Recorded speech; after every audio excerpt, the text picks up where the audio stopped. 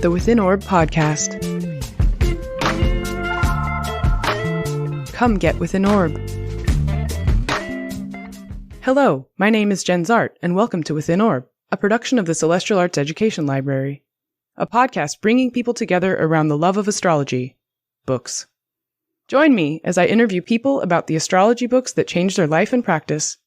You can support the podcast at withinorb.com. Welcome to another episode of Within Orb, and I am here today with my friend and colleague Janelle, beaming in from New York.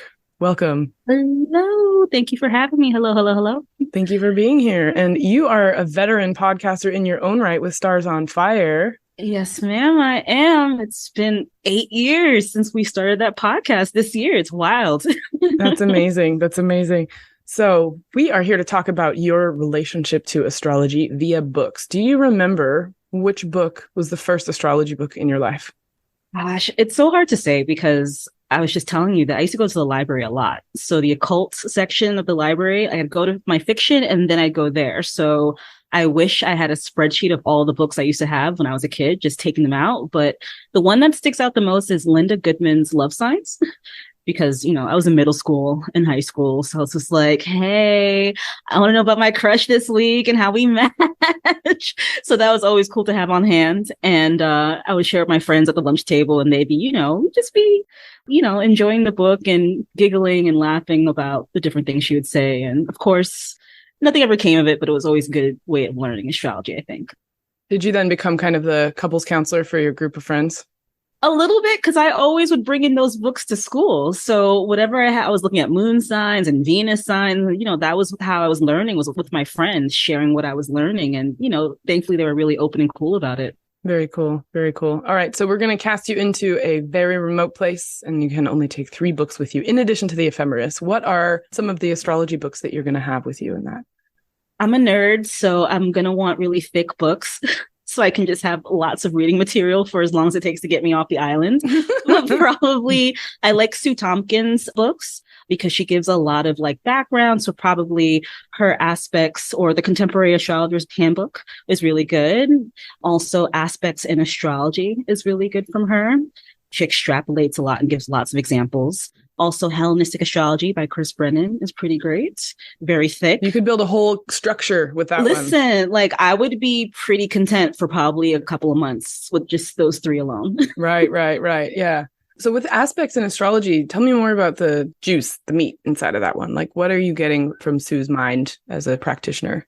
Well, I like that she doesn't really go into each aspect individually. She'll just say Moon Mars or Saturn Venus, whatever. And she'll do a little bit of what each aspect can look like, but she kind of goes into the theory of it, why these 2 planets would act together like this. And then sometimes she'll give a little case study in there. So I like authors that make me not try to memorize things, but think of things more theoretically and try to think your way through things versus just rote, memorization. Because otherwise it's just not going to stick. There's too much to remember, I think. Yeah. No cookbooks. Yeah. Cookbooks are fun when you're just trying to get something through. But when you want to really learn something, it's good to read something, then take a minute and lie back and then think about someone you might know in your life that has that or a situation where that was present. You're like, oh, yeah. Now I'm getting it. Yeah.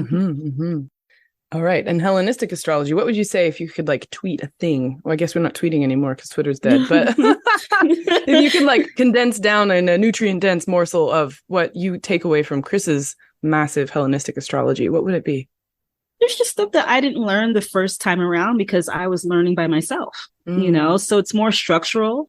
It fills in gaps that I was just oh yeah, I just did not learn that because that was not available to me. So for all the younger astrologers that are coming to Chris or to other astrologers that are teaching straight out, how lucky you are to have that structure right out the bat, right out the gate. That's such a blessing.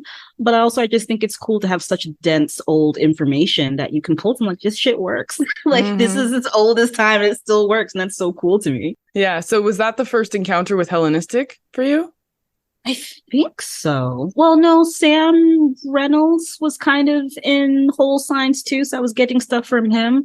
Yeah. So it was kind of him and then Chris and Demetrio. They kind of came in one by one for me, I think. And how did that shape your practice? How did that revolutionize what you do? I I think it just added. Like, I started out as a modern astrologer. I started out with Placidus, but through the course of doing charts and then writing 1,000,001 horoscopes, I became a whole sign astrologer because I would graph out each chart one by one for horoscopes. And by the time I came back to just doing charts again, I couldn't look at the charts in Placidus anymore. Like, my brain would just reject it. Like, it was just like, this is not clear. I don't know what's going on. Give us whole signs. And that's how it happened. So then Kelly Surtees was also a great teacher of mine. So those techniques plus what I was doing already kind of moved me over, but I merge things. Whatever works, whatever functions well, I use. I'm not on either side of the war.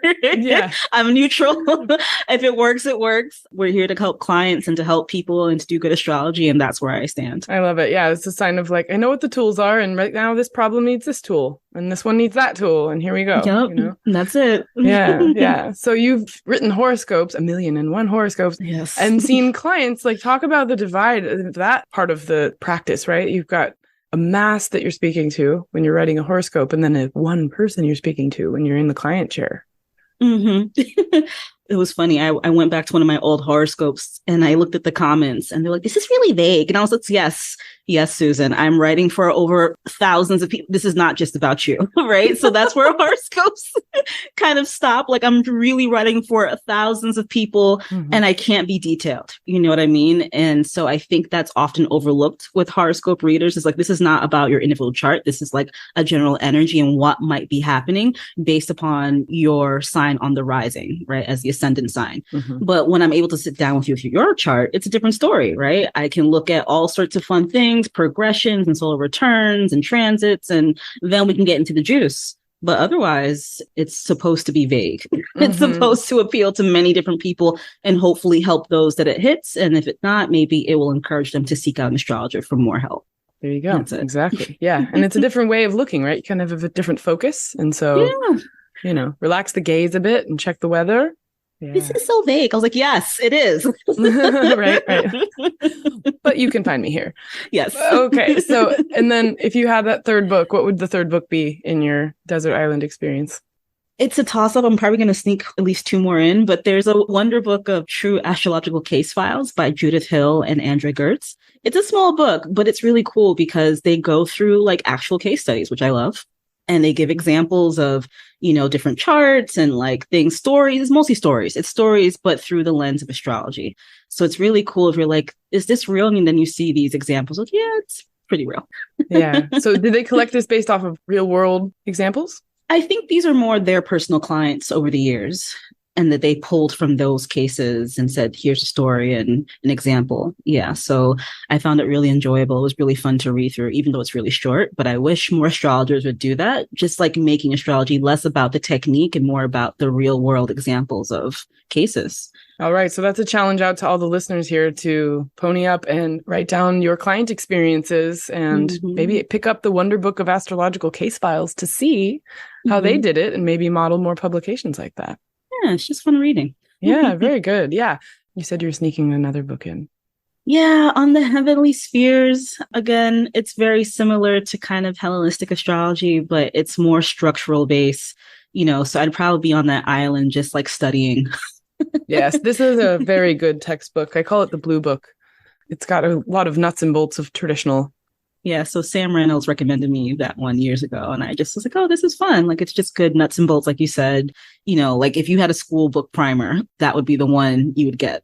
Yeah. And I would just add in there, they have a version of it, smaller version of it for teachers. So it kind of is a cheat sheet of like how to use this Blue Book to teach from. Cool. Yeah, nice. So just kind of add that to your potential list as well. I love this Blue Book because of that nuts and bolts quality. It's very meat and potatoes, like get your basics in. And then they tell you, you can go here and you can go here. We're not going to go there. We're going to go back here. I do like that one a lot. Yeah. Very, very fun. Okay. If you were going to be a professor of astrology and had a bunch of students to advise, where would you kick them off in the world of astrology? As beginners, as baby birds falling out the nest. I think for like that general reading, probably Steven Forrest's The Inner Sky. Just again, it's not so much about cookbook, but like getting the lay of the land, getting like how to think like an astrologer or to perceive things. Not the only way, but one way.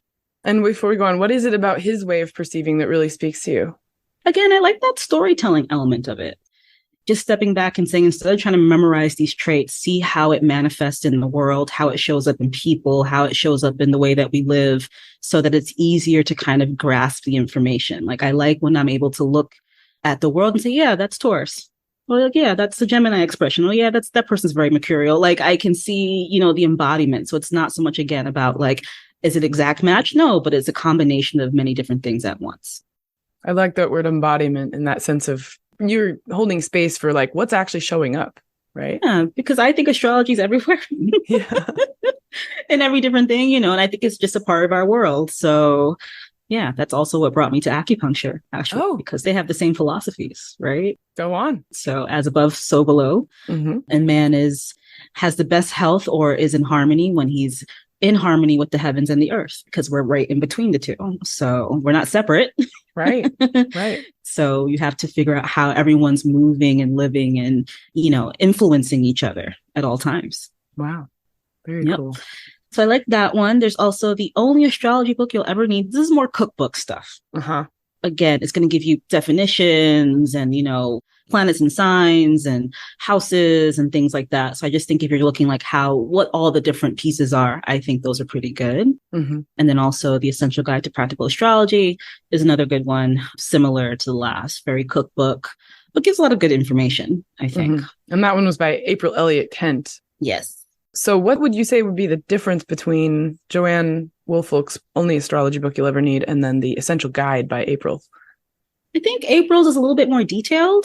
I feel like April's is a little bit more geared towards astrologers, in my opinion, where Joanne, not that it's a coffee book, but it feels like it could pass as a coffee book. Like someone without any astrological knowledge, I think could pick that up and browse through it. But I think if you're more geared toward astrology and learning it more detailed, I think April's would be better. So people are going to get into maybe Joanne first, and then the next one is April, and then you get into the Steven as a mindset kind of question, right? The inner sky teaching you how to see what's in front of you and not theory and philosophy. It's its own philosophy. Mm-hmm, mm-hmm. Astrology in the 21st century is more exciting than it's been in centuries, with revival of ancient, classical, Renaissance, medieval, and 20th century techniques, all bringing 21st century astrology into the most powerful system ever seen. But where do you begin to learn how to practice such a powerful system? I'm Rod Suskin, a professional astrologer with over 30 years experience. Come learn with me at the Rod Suskin School of Astrology, an all-online 3-year diploma, intense, exciting, and stimulating. Learn how to marry the best of the ancient techniques with the most powerful modern techniques to give clients an accurate, insightful reading. Visit rodsuskin.com for more information. Very cool. So tell us more about, the things that you're up to now and how you're looking, what you might be reading right now, if anything astrological. I know there comes a point in every astrologer's life where we love these books and it's sort of about reading charts and not books anymore, Oh my goodness. Let me see. What have I been? I've been reading this book with my good friend, Kelly Glazebrook, because we've been looking at relationship astrology. And I think it's called Stars Collide by Paul Westran. Yes. There we go. And so basically he did a whole bunch of studies on couples over the years and looked at how secondary progressions influence how when couples get together, whether they commit or divorce, and looking at this very tight 2-degree orb of whether progress Sun, Venus, Mars, Venus, Mars, Venus, Venus, Sun, Venus interact. Mm-hmm. And, so whether there's a conjunction or opposition or a trine, whatever. And then usually when they break up, the aspects are starting to break up themselves. Wow. Or there might be a Venus, Mars square or some sort of conflict that ends the relationship. So I just finished looking at that because we might do maybe some conversation about that. What draws people together? Should we be together? Yeah. He has such great, case files. I think he looked at Elizabeth Taylor and all her different husbands the stories are great, but the astrology is wonderful and I love it. But I think there needs to be a conversation about, the human impact of these relationships. Right. Yeah. So He stays a little bit on the level of statistics, doesn't he? Yeah. So, which I appreciate, but it's also like, but sir, these relationships might have ruined people's lives. Oh, You know no. what I mean? Yeah. I think that I forgot who it was. Elizabeth had hooked up with Debbie Reynolds' husband, who is the father of what? Carrie? I'm sorry, I'm forgetting her last name. Star Wars fame, Princess Leia. Right. So Princess Leia's father was Debbie Reynolds' husband, who left her for Elizabeth Taylor. And the damage that did to Carrie as a young woman, right? Or as a child. So he doesn't get into that. He just talks about the relationships, but I think those things are interesting to explore. Yeah, it's almost like you could go through his book and then write 16 books out of it. Almost like the Case Files text by Judith and Andy. Yeah, it's cool to see that you're picking up on the secondary progressed charts and relationship by picking up his book. But I think that when we look at that, we are seeing the unfoldment of somebody.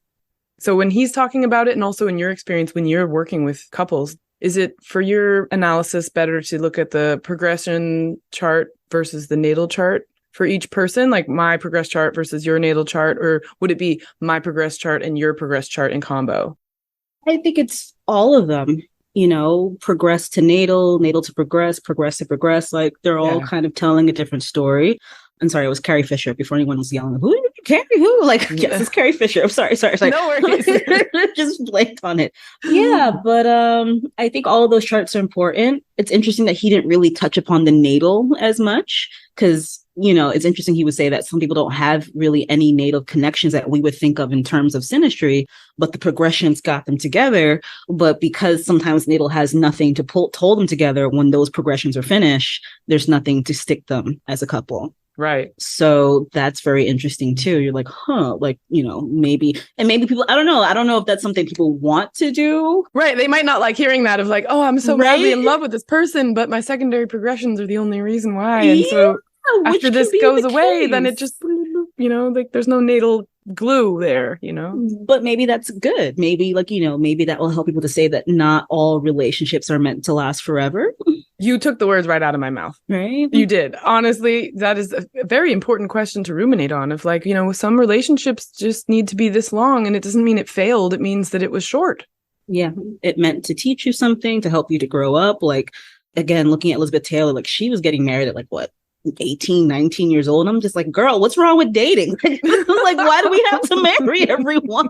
And that was a big thing. And also, we're probably going to think about talking about culture at the time. You know, this is, you know, boomer, you know, where everything was about marriage and why it's different. Like back then, you had to get married, especially if you were a straight woman, because you didn't have any other options. You went from your parents' household to your husband's household. You didn't have a bank account. You didn't have any rights. Yeah, right? Like that was the time when you couldn't even get your own credit card, right? Like there was nothing you could do as a female. So marriage was a way out, but you had to cross your fingers and hope that your partner was someone who wasn't terrible for you. Right. You know, I think Elizabeth's first husband was Nikki, the Hilton sisters' grandfather or something like that.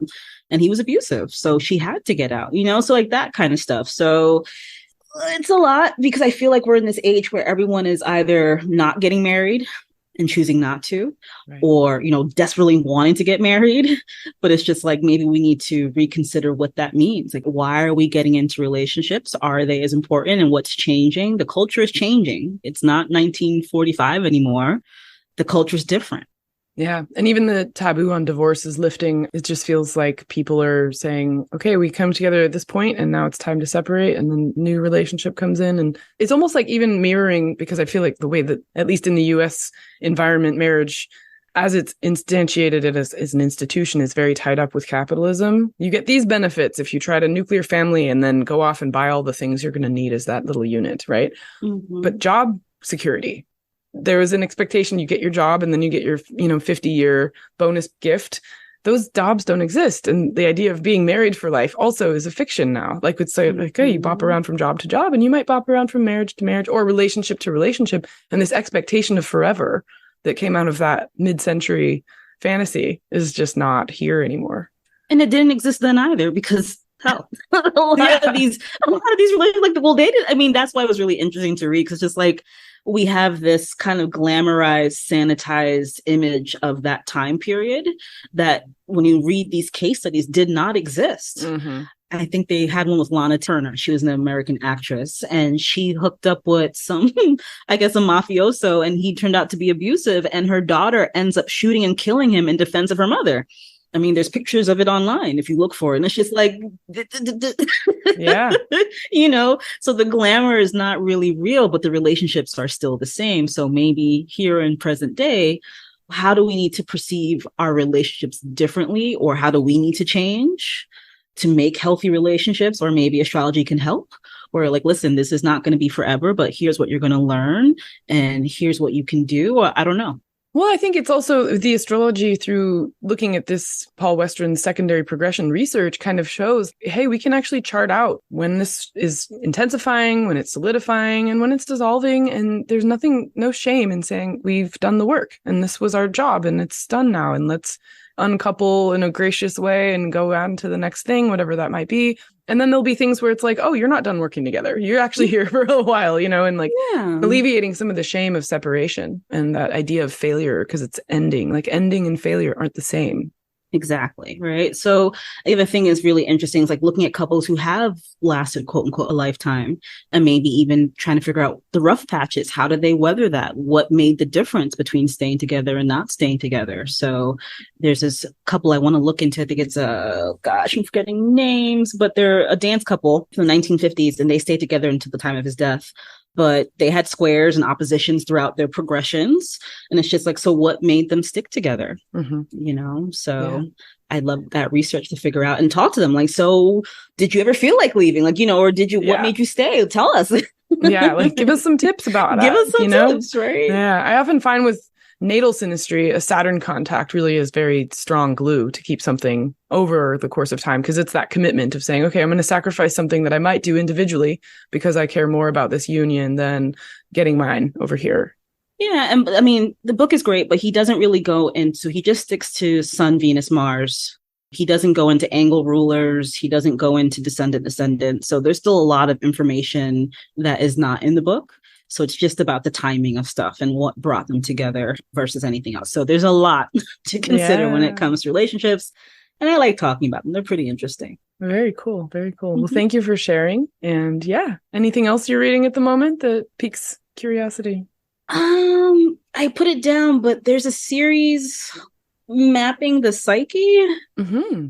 And this is by Clare Martin. Yeah. And again, it's basic stuff, but it's also kind of approaching it from a very conversational point of view, which I think is really cool. And she also talks about the symbols in a way that I haven't really thought about or I guess learned.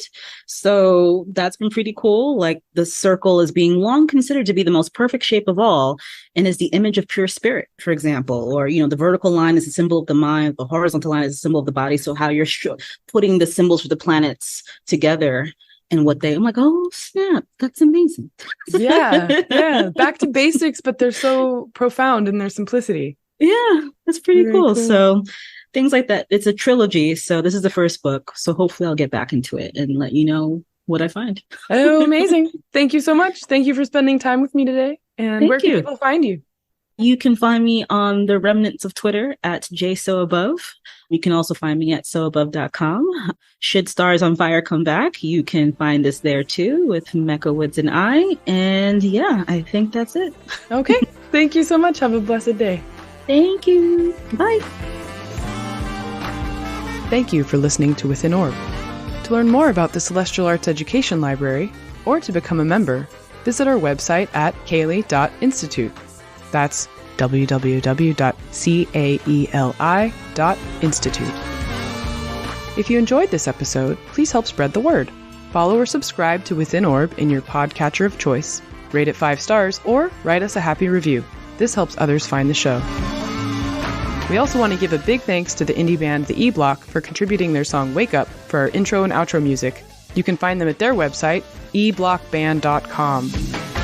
This is Jen's Art, signing off for now. See you next time.